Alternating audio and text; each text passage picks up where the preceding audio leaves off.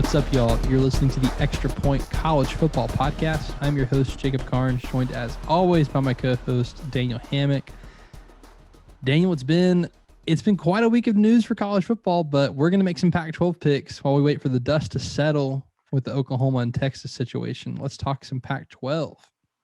Yeah, this is exactly what everybody is looking forward to, the Pac-12 North specifically with my Oregon Ducks.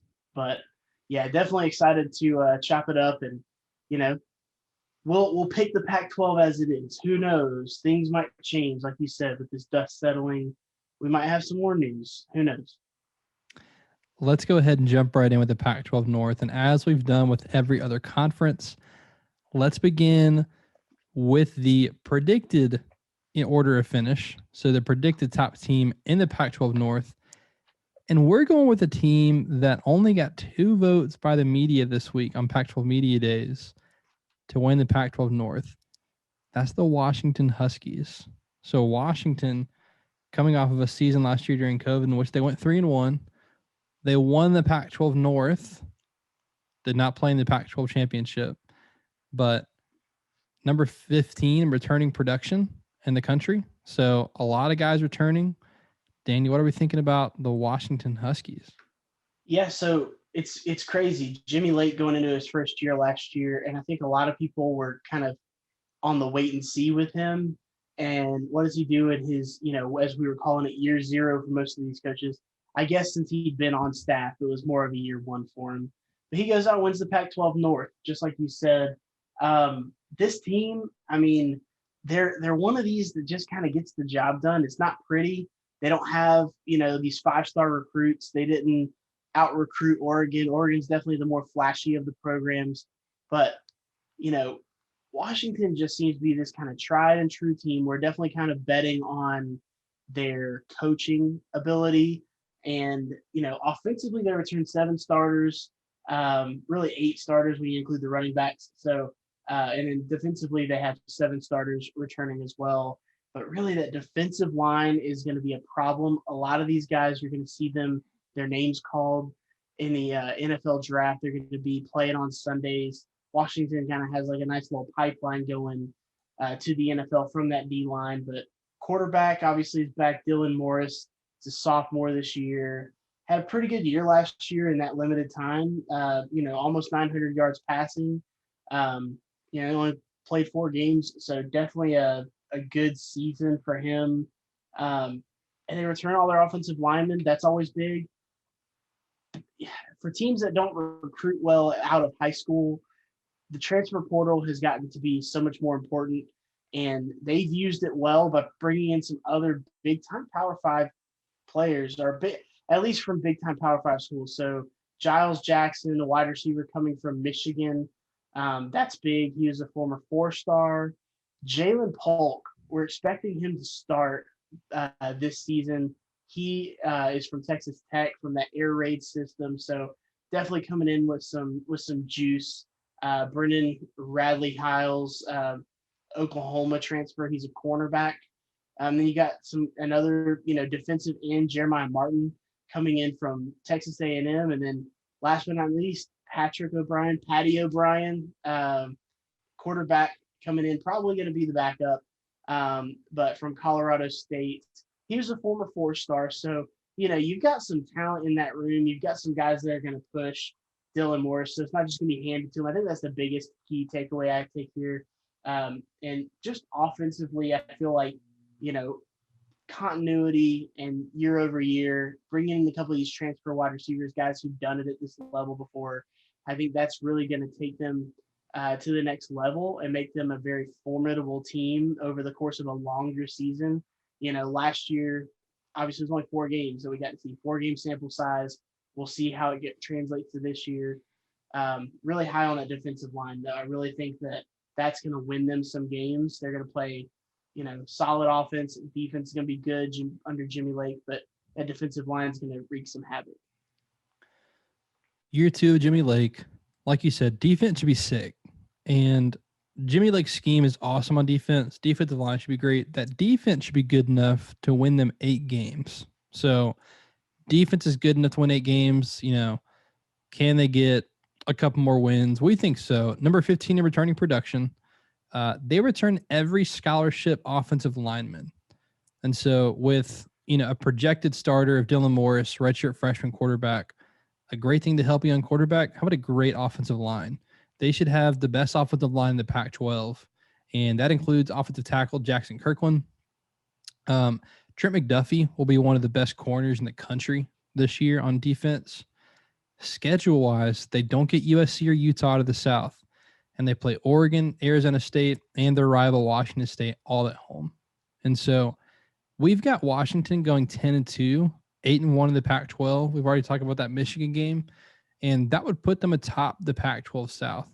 And I'll say you got to use your resources here. Another big reason for this is Washington is Phil Steele's number one surprise team for the Phil Steele fans out there. And a record of this is he defines a surprise team as a team that's not in his preseason AP top 10 and like who he thinks will be the best outside of the projected preseason AP top 10.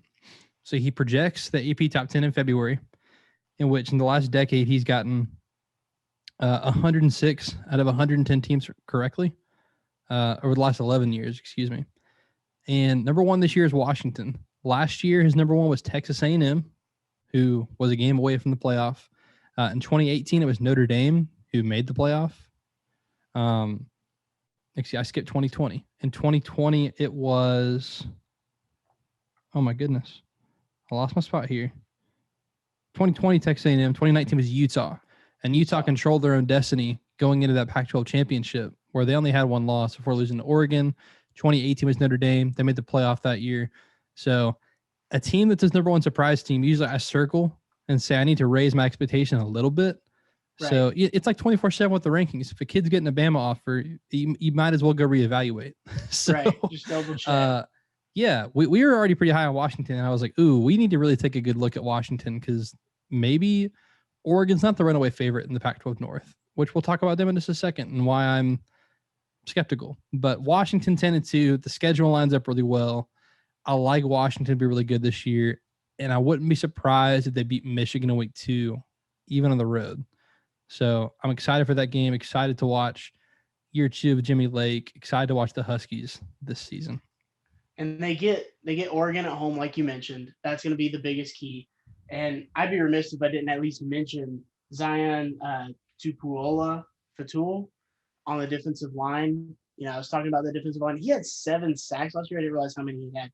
I knew he was in the backfield a bunch, but 7 sacks last year in that 4-game season. So definitely want to see what his production is over the course of the whole season.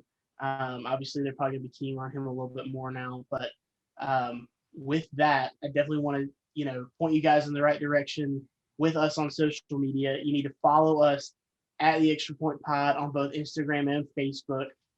Go to the link tree, get us on YouTube. You can see our beautiful faces. And then, any content that we have this visual, it's going to be there. Like and subscribe on YouTube so that we can, do what we need to do there. And then subscribe on Apple or Spotify or wherever you listen to your podcasts. And on Apple, if you're an Apple listener, like most people are, if you could leave us a 5-star review, that helps us out a ton. Put a comment in there, have us, we'll get to it on our next mailbag. If you have something left, we got, Pac-12 South next week, and then we're into the SEC. So if you've got something you want us to talk about, Cartwright, it's your time. All right, do it. That brings us to the Oregon Ducks. So Oregon coming off of a 4-3 season, in which they did not win their division, but they did win the Pac-12. So good for Oregon. Not bitter about that pick fight we had at the end of last year, but here we are. Oregon, this is year 4 of Mario Cristobal. Oregon Ducks. Obviously, we have them finishing second in the North, but I feel like we're still pretty high in Oregon. Yeah, and it's funny because it's kind of the opposite of what we just talked about with Washington. So we feel less strong about them as maybe someone else does, but we still have them as a 10-2 team. If I have that correct, yes, we do. So, yeah, 10-2. 10-2. but it's like they are the team that does recruit very highly. They are the team that does these other things well. Whereas, Washington, they are the flashy team where Washington's not. So, they've got obviously the number one recruits out of the Pac-12 this year. They, beat out USC. They had a higher recruiting class. Ty Thompson, you and I have both circled at quarterback. If he ends up as the starter, his ceiling is much higher than what they're projected to do with Anthony Brown. I do think that you can win games with Anthony Brown, but you're not going to win because of him. But offensively, 7 returning starters, and then defensively, 7 returning starters as well. Um, Obviously, Tyler Shough transferred to Texas A&M, or excuse me, Texas Tech, not Texas A&M, Texas Tech, and so that was kind of a shock, but that told you what they were anticipating at quarterback. I think he was not necessarily running from competition, but I think he knew that it was going to be a crowded quarterback room, and he wanted to get out while he could.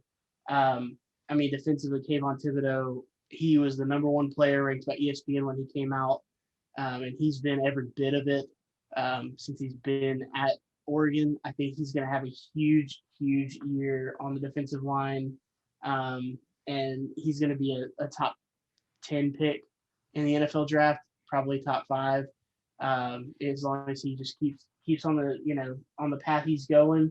Noah Sewell, the younger brother of Penei Sewell, who was top 5 pick last year on the offensive line. Noah Sewell is a middle linebacker who's just got freakish ability at that spot. I definitely think that with all these 5 stars that they've got all across the board, they're going to be very difficult to beat week to week.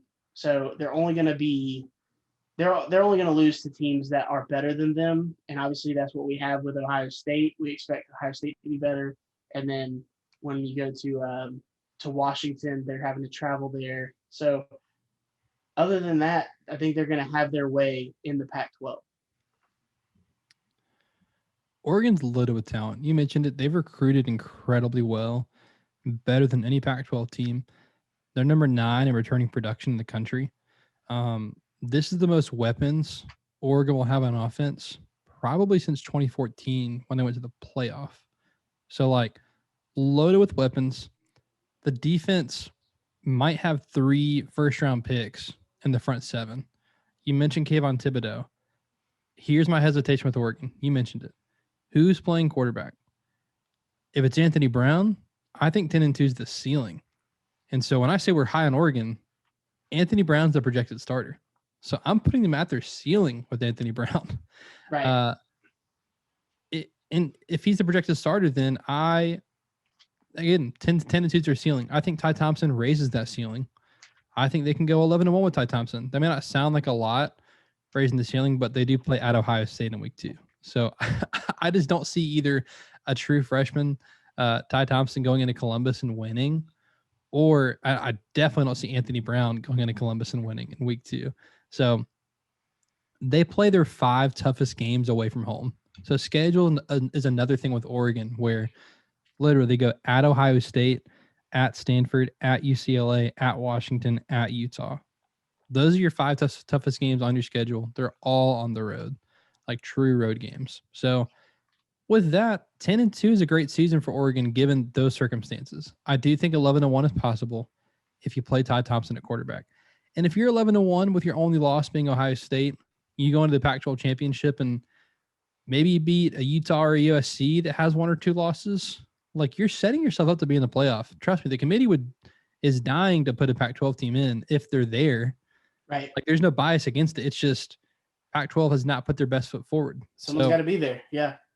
Maybe it's, after the Ohio State game, they go to Ty Thompson at that point, and the Ty Thompson era begins, and then you get a full 2 3/4 season with your future quarterback. But I am limiting Oregon's ceiling so long as Anthony Brown is playing quarterback at Oregon. Now, it should be noted, new offensive coordinator, Joe Moorhead, formerly of Mississippi State, before that, Penn State. So great offensive mind. And they got Tim DeRuyter from Cal, who's also a great defensive coordinator. into Oregon this year. So some cool additions off the field. Excuse me, not off the field. Just some cool additions in the offseason for Oregon at the coordinator spots, but 2 new coordinators. So we'll see what the Ducks do this season. Let's go to third in the division, a team that I've been lower on, especially going into last year. And I remember us like having to go back and forth about this, but Stanford, the Stanford Cardinal, a team that won like 3 Pac-12 championships last decade, have kind of fallen off a little bit. But Stanford coming into the season after probably having COVID affect them as bad as anyone last year, given their location and state and city and all that kind of stuff, university, all of that. But coming off a 4-2 season, a season in which they won their last 4 games in a row. So some optimism for Stanford heading into the offseason. What are we looking for Stanford this year? Yeah, so I think the best way to describe this, Jacob, is those first 2 teams, they're on one tier by themselves. And then this next group is really going to be difficult to, it's really circumstantial based on their schedule. A lot of these teams we're going to talk about are very similar. All but 4, like literally all 4. Yeah, the rest of them. So, I mean, defense returns 8 starters, which is always important, especially that back end. They return everybody in the secondary and then, 3 linebackers. So that's huge as far as, defending, what everybody does now. Everybody throws the ball. So that's huge in and of itself. Obviously, offensively, they have 6 returning starters back.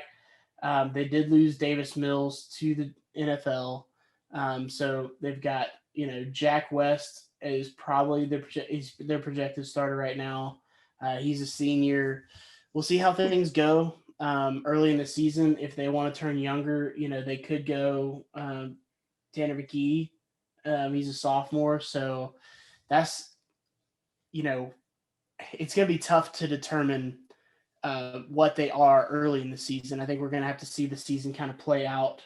And their schedule, like we said, it's a mixed bag. So we have them winning some games that we expect them to win, like Vanderbilt, and then we have them losing some games that we expect them to lose, like USC. So it's tough, and we'll have to see how they do over the course of the season. Stanford ended on 4 straight wins. And really it's because they kind of went back to their identity. They're like a Wisconsin in that like they returned to a little bit of a smash mouth offense in those 4 wins. They haven't finished in the top 25 since 2017. That was that Rose Bowl season. Christian McCaffrey was there, the running back. And that was what Stanford was used to. I mean, 2016 they were 10-3, 2017 9-5, and 18 9-4 it finished outside, 19 4-8, last year 4-2. So I'm like, was 19 the outlier? And I remember saying going into last season that I think that was the new norm with Stanford, was that they weren't recruiting as high as they were. Like there's a draw for them being an academic institution and like a little bit of history there, but I was selling Stanford going into last season. Of course, we didn't get a full season, so we couldn't really see it play out. I'm kind of back in the middle, which is kind of indicative of how we've predicted it. Like 6-6 Right. for Stanford, especially when you're in this tier where we think the Pac-12 North is 2 tiers. Like Oregon and Washington are 1 tier, and then everybody else was on tier 2, and they're all right there together. And that's not. I don't think it's a bad thing. I don't necessarily think it's a great thing. I just think that you have a bunch of the same teams, and so they should be able to run the ball with Jones. They should have enough quality receivers and tight ends who are versatile on offense. They really need McKee to step up and be good at quarterback and master this offense for them to take a step forward. They need several unproven defenders like Meason and Haran to shore up the front 7. They also play 12 Power 5 teams. They're the only team in the country that has an all Power 5 schedule. That's On crazy. top of that, they get the best teams from the Pac-12 South on their schedule. So 6-6 is me being back and high on Stanford, us being high on Stanford, especially given their schedule, who they play from the South, and just where they're at. So I think 6-6 is a bounce back year, make a bowl game, and take that and go into the next season, recruit better. Maybe you go 7-5, 8-4 the next year. Let's go to the other team in the Bay Area, the California Bears. So Cal, this is year 5 of Justin Wilcox. Yeah, year 5 of Justin Wilcox. They returned a bunch of starters. We're 1-3 last year. Again, another team were given their location conference. Whole situation last year with COVID probably affected them a lot more than other schools. I think we've said that about a lot of schools, but especially Cal. Well, we've been talking about the Big Ten and the Pac-12 the past few weeks. That's So true. That's probably why it feels they that were way. probably the most Uh-huh. affected. So Yeah, I mean, what thoughts on the Bears? yeah, so Golden I Bears? mean the offense. So past few years, their defense has really been a big talking point. They've had a good defense. They've had a lot of games that were decided because of their defense and everything. And obviously, we talked about um, Magruder, Magruder, their defensive coordinator, leaving. Yes. For Oregon. DeRuyter. DeRuyter. Oh my gosh. I was like, what are you trying to say? I was like, Tim DeRuyter. That's it. Please look at me and help me. All right. I'm like, listen, I'm like, DeRuyter. Tim DeRuyter. See, you only get this if you're watching on YouTube because you see me asking for help. Jacob was moving to his next note, so he's ready. Anywho, yeah, Tim DeRuyter. He's gone, and you got to see if the defense is going to do the same thing. They only have 4 returning starters coming back from last year, so production is going to be down, all these different things. Yes, it was only 4-game season. Is it sustainable? Are they going to still be that defensive presence? We'll have to see with Wilcox if that's going to be kind of an identity going forward or if this is something that's coming to pass. But offensively, you've got to be excited about Chase Garber's coming back for his senior year. He's definitely going to be that unquestioned leader on offense. You've got 4 out of 5 returning starters on offensive line. You know, 2 of your top 3 receivers coming back from last year. And then, you know, a bevy of running backs just in the backfield that are all going to rotate in. So I think that they're set up to be pretty solid on offense, but that question mark on defense where, you know, this is a team that I know you had some anxiety picking this, Jacob. We kind of got to a point where we're like, hey, what are they? You know, are they a team that's going to be kind of in the middle of the pack? Are they going to, you know, be a little bit better? Are they going to create their own tier? What are they? Wilcox came in, took over a 5-7 team that was giving up like 42 points a game, and in year 1, like they went 5-7, but their defense is giving up 24 points a game. So like Wilcox has had a great effect on this defense. The defensive-minded coach. He did lose his defensive coordinator, but I trust the defense is going to be pretty good under Justin Wilcox as long as he's at Cal. What's giving me anxiety is we're picking Cal to go 6-6. Again, it's based on the schedule. They get TCU out of conference. They play at Washington, at Oregon, at UCLA. They get USC out of the South, at Arizona. I'm just kidding. That's not really a tough game. But and then I'll look at the pattern of like how he's been since getting to Cal. And they went 5-7 the first year, 7-6, 8-5. Last year it's hard, you know, with the COVID year, 1-3, right. But was turning that program around. So is 6-6 like a hey, we're just gonna like get, you know, here's our new floor. Because I think this team can go 8-4. Like I really do think they can go 8-4. And so they had their least amount of losses last year under Wilcox. So there's that. That's for what it's worth. Yeah. They only lost 3 games. They played 4, but they only lost 3. Yeah. So we're picking them to go 6-6. I fully believe I have a Wake Forest feeling about this one that this team could go 8-4. Oh, that we're mistaken. Yeah, I can see that. So we'll see. They're a team that I when I see their name, I feel better about them than where I put them. But man, college football is a humbling thing, man. You know, if you pick someone too high, they come low. You know, they lose 6 games. So I mean, I feel bad for our friend David Cobb who joined us for our last episode. So go back and listen to our last episode about Oklahoma, Texas, the SEC, the whole situation. David Cobb of CBS Sports. He was saying he picked Cal to win the Pac-12 North last year. Like he was all in on Cal win the Pac-12 North, and then of course the COVID season happened. So I hope Cal is better for David Cobb. That's what I hope. I'm rooting for Cal, for their biggest fan, David Cobb. Let's go to Washington State. So Nick Rolovich, year two, or really kind of, year zero last year, year one this year, whatever you want to call it. Second year at Washington State, the post Leach era for Washington State. They also went 1-3 last year. This is a team that I really don't know what to expect from them. Like I could see them going 3-9. I could see them going 7-5. So how are we feeling about the Cougs?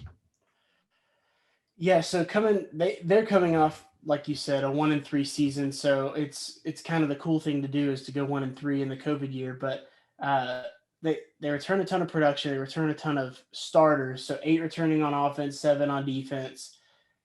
You'd like to think that that's going to translate into maybe some growth, but again, it's from 1-3 team that we didn't know a whole lot about as is. So looks like the Max Borghi is going to start at running back this year. Last year he was more of the reserve, the kind of the second guy, and he averaged over 9 yards a carry. Granted, he had 10 carries, so that's something to keep in mind. But he's very effective. They have, four out of the 5 returning offensive linemen, so that'll be big for them. Kind of keep things going, but I'm not sure where to really settle on them. They're a team that you and I talked about where, hey, they could go 7-5, 6-6, that kind of area, or they can be, the team that other people beat, and it's one of those things where it's just unfortunate because, you could be high on somebody and they could lose games and they could have uh, you know, a losing season because not everybody can win. So I think that they are the recipient of some losses that are just kind of untimely for them, the way their schedule lines up. And it's something that we're gonna have to look at. A team that we both could probably see going, like I said, 7-5. We have them going 4-8. 4-8 with 2 Pac-12 wins, so that's why they're ahead of Oregon State. We have winning head to head. We have Washington State winning head to head against Oregon State. So yeah, Washington State, Nick Rolovich, the run offense was good last year. They need to make some strides in the passing game to take that next step forward. Reaching a bowl game, again, I think all these teams are on the same tier. So realistic to reach a bowl game, I just believe in Stanford and Cal more than I believe in Washington State. So there's 2 wins to reach a bowl game, and I'm trusting Stanford and Cal more than Nick Rolovich right now. They can change my mind this year. Right. Leach's last season they went 6-7, so a complete system change. I'm not going to say it's as dramatic as like going from the triple option to something else, but it was a dramatic change on offense. Like Leach's system is very different. And so getting that running attack good last year was great. Like I think that's great progress. And the passing attack needs to come along. But 4-8 for Washington State, similar to Oregon. They play their toughest games on the road. They go at Utah, at Cal, at Arizona State, at Oregon, at Washington. Those are 5 very tough road games, all away from home. 4-8, but I expect to see progress over last year for Washington State. Last, we have the Oregon State Beavers, which I wish we didn't have finishing last in the division because, again, we've said it a few times. I really feel like all 4 of these teams are on the same tier in the Pac-12 North. But Oregon State coming off of a not 1-3, but a 2-5 season they got 7 games in last year. Head coach Jonathan Smith, 4th year here. And again, this is a team that I wanted to believe in because of progress being made. In 18, they went 2-10, 19, 5-7. Last year's 2-5, but I think that upward trajectory was not false that year 1 to year 2. So, I mean, he took over a team that went 1-11. So in his first season, doubled their wins. So, right. I mean, huge accomplishment to double the amount of wins. But what are your thoughts on the Beavers? So they're very similar to Washington State to Washington State in that they, coming off a rough year last year, have a lot of returning players in production. I knew that you've been high on Jonathan Smith for a while now, and kind of what he's about there. But 8 returning starters on offense, 7 on defense. Really, you could say 9 because they're returning all the quarterbacks, but we're not listing it. In this magazine right here, they don't have it listed as a starter. So 9 on offense. They played 3 quarterbacks last year, and 2 really split time, which was Tristan Jabia and Chance Nolan. So Chance Nolan seemed to be more effective, had a better touchdown to interception ratio, but it's going to be a good battle. And Jonathan Smith, obviously a former quarterback, that's going to be kind of his mo is the quarterbacks as they go. The defensively, I don't really know what to expect from them. I mean, 7 returning starters, I see that. I think that they can improve year over year. But what is that going to translate to against the best teams that they play? We do kind of like them kind of getting back to more of a normal, Oregon State middle of the pack. Obviously, they're picked last in the division, like you said, because of that head-to-head loss with Washington State. But we still have them having a respectable season. They will miss Jamar Jefferson, who had a great year last year running the ball. He averaged 6.5 yards a carry and had 7 touchdowns in that short season. So, in only 7 games. So we'll see if they can find someone to replace him. Yeah, I feel bad that Oregon State's sitting here at the bottom of the division for a lot of the reasons you said. Schedule's decent. I mean, out of the South, they do get USC and Utah. So that's who we think are the best 2 teams in the South. So you get both of those teams.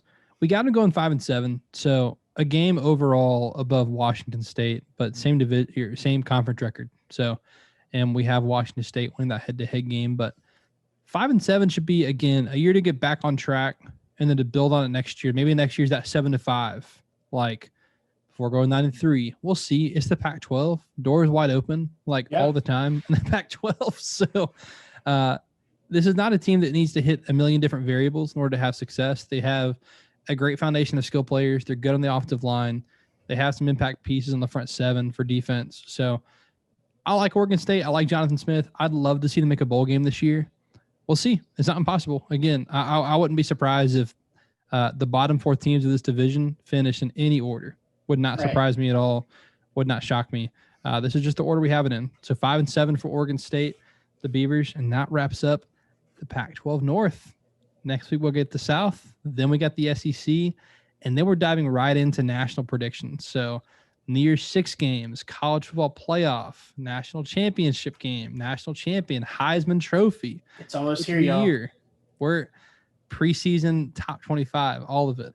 It's I can smell it at this point. It hit me the other day that we're in the 30s before college football, and I got really excited. It's like, it went from 100 to like 30, like that. Like, it has flown by. I'm so glad we started doing these prediction episodes when we did, because it's like, oh yeah, we're almost done, and I'm thinking, oh, that means the season's almost here because the way we timed it out. So, man, you were texting me about it today. We are just excited for college football. Yeah, it's the best time of the year. That opening week is just perfect. They do week 0 now because we can't wait until week 1. And then you got a Wednesday game. You got a million Thursday games, a million Friday games, Saturday games, like per usual. And then you got that Sunday night game now. And then like Chick-fil-A Kickoff has capitalized on having that Monday night, Labor Day night game. So it's just like that opening weekend is just what it's all about. So getting us kicked off in style, and we're not that far away. We will be back next week with the Pac-12 South. Well, that will do it for this edition of The Extra Point. You can follow him on Twitter at Deep South Daniel. You can follow me on Twitter at Jacob Carnes with a K. See ya.